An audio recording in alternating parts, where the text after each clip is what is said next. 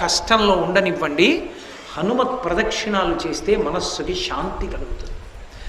పిల్లల దగ్గర నుంచి వృద్ధుల వరకు, స్త్రీ పురుష పండిత పామర కుల మత వర్ణ వర్గ వివక్ష లేదు. ఎవ్వరైనా హనుమకి ప్రదక్షిణం చెయ్యవచ్చు. పరాశర మహర్షి పెట్టిన నిబంధన ఒక్కటి, ఇది మాత్రం పాటించాలి.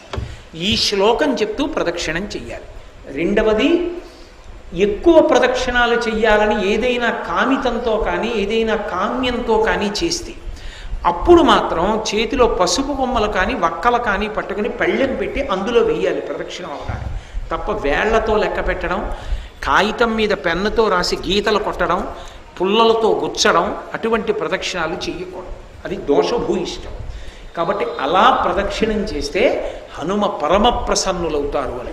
హనుమ ప్రసన్నులవడానికి ఏకైక మార్గము హనుమత్ ప్రదక్షిణములే అని పరాశర సంహిత యొక్క తీర్పు.